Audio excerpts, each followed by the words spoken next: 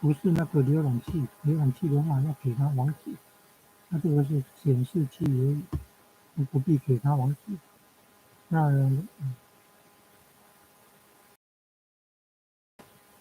用手机播放那个影片的声音，它就会接收到。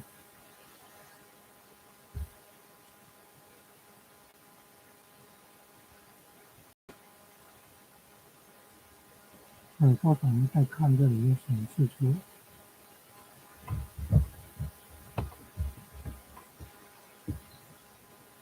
世界乃至无意世界，无明亦无明尽，乃至无老死亦无老死尽，无苦即灭道，无智亦无得，以无所得故，菩提萨埵波罗蜜多故，挂碍忧苦为彼颠倒人生，究竟涅槃。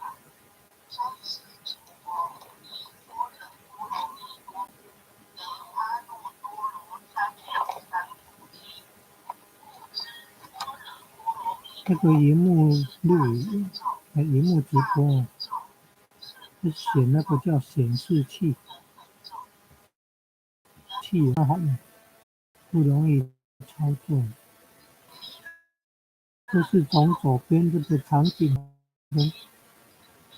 然后是你看看。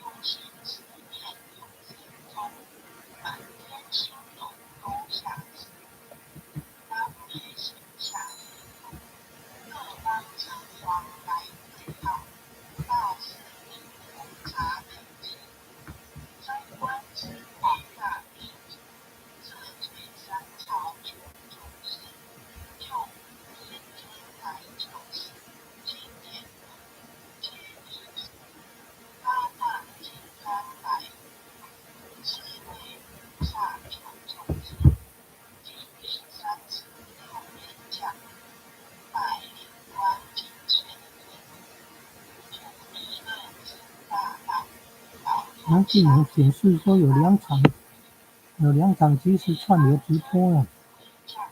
你看这怎么会变成这样子，变成2场直播了呢？这个是用 OBS 是具体的这个荧幕笔记型电脑荧幕就可以直播了。那要选那个，你看一项要显示器接起，你看这个来源第一项显示器接起，在下面这个加号这边按下去，出现10几个项目，选那个点选浏览器。那个浏览器如果这个可以点按到上下一段位置排序，还有位置，最好第一项是显示器接起，然后就不必给它什么网址啊，什么金钥啊，不必给它金钥匙就可以直播了。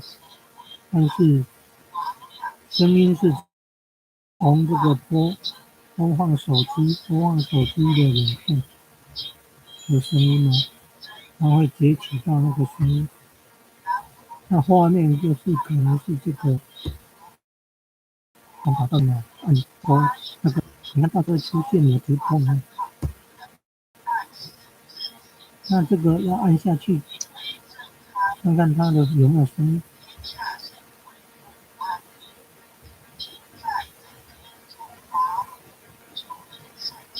那网络要够快才会顺。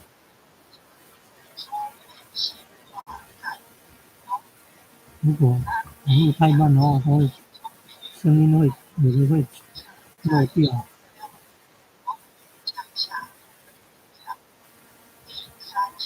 就是这样啊。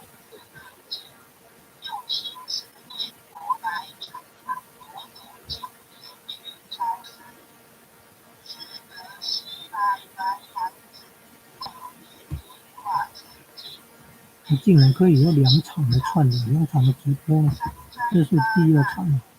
那再来看第1场，刚刚看了有声音了，因为以自行电脑荧幕直播了，所以那个画面是 OK 操作界面，那我叫做监视器截取了。怎么还只有1秒？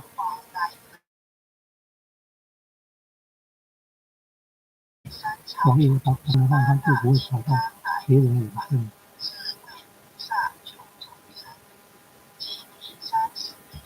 可见这个操作过程还要再研究学习，怎么会变成2场串联？那到底是从